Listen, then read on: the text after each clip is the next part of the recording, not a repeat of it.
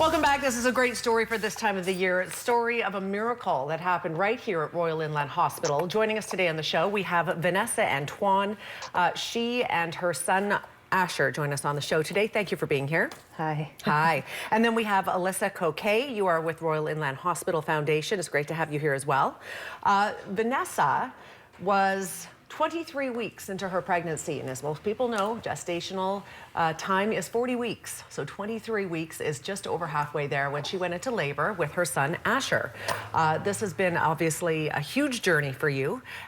First of all, we're so glad that Asher is doing so well. He is now out of the hospital, I believe, since the end of October. Yep, October 23rd. And so he's doing well, but can we go back to week 23 of your gestation? You went into labor and you thought, what's going on?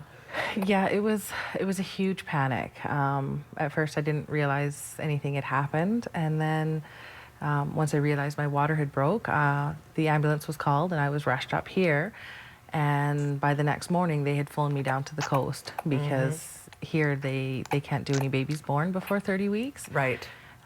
So yeah, they sent me down to Vancouver right away, and we were down there for 9 days before Asher was born. They tried to put it off as long as possible. Yeah. And then he was born, and you guys spent quite a few weeks at Royal Columbian Hospital before you were brought up here. Tell me, pick it up from when you came to Royal Inland Hospital. How far along was Asher at that point, and what was the situation? By that point, I would have been 35 weeks pregnant, so he still wasn't anywhere near his due date yet. And we got here, and the ladies here were amazing. They welcomed us home, and they got us all settled in. I met the doctors, I met the nurses, and then we spent 46 days upstairs in the NICU in Kamloops here, where they took amazing care of Asher and amazing care of me as well. As the mama, you are obviously going to be beside yourself, worrying about your baby. Is my baby going to even live? When you went to Vancouver, he was born, I understand, weighed 1 pound and some ounces. 1 pound, 10 ounces. Right, so enough you could hold him. Like, it's just so scary, right? It was absolutely terrifying. I can't imagine. For the first few months, you spend every minute of every day worried about getting a phone call from the hospital that things have changed for him, because he couldn't breathe without the ventilators, the machines, everything. He couldn't eat without the tubes going in.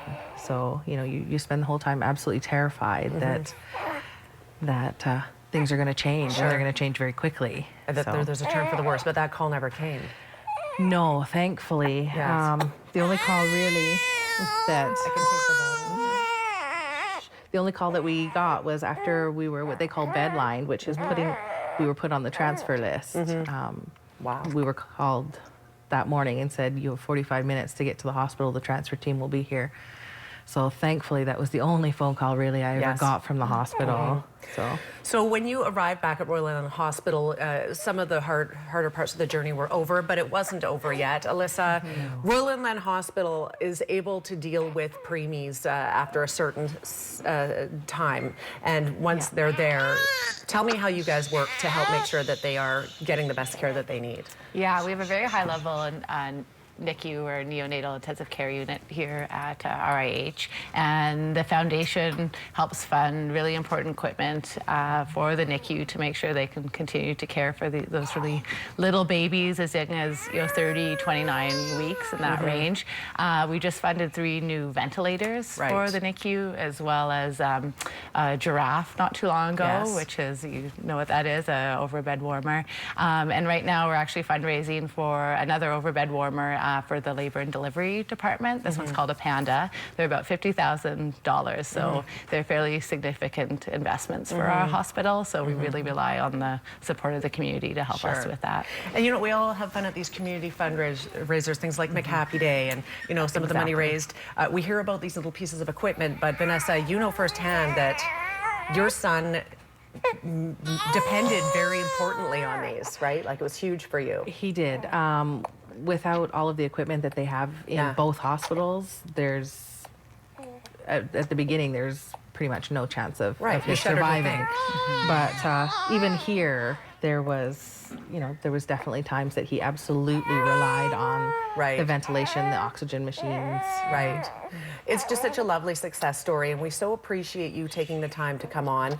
Asher is obviously the image of health now. He's thriving. How old is he from the day he was born right now? He would be about 7.5 weeks old if he had been born The on his due adjusted date. age. Yeah. Incredible. And he looks to me like he's about 7.5 weeks Yeah. old, but he's 4 months old. 5 months. Just over 5 months old. Crazy, Yeah. hey? I'm so glad that the ending is happy for you. It's just Yeah. amazing. Alyssa, thank you for being here. We know Thanks, that Royal Susan. Inland Hospital Foundation does fantastic things. You guys buy equipment that are saving lives and making lives better for babies like Asher. So Yeah, it's pretty absolutely. amazing. Thanks for being here. Baby's gonna fall asleep in about 2 seconds. He's pretty happy eating. She says he's always hungry. Isn't that something we like to hear? If you'd like to learn more about some of the things the RIH Foundation is doing in our community, you can go to the website that's on the screen right now and find out more. It's a great cause for all people living in our region. We're back in 2 minutes. Stay with us.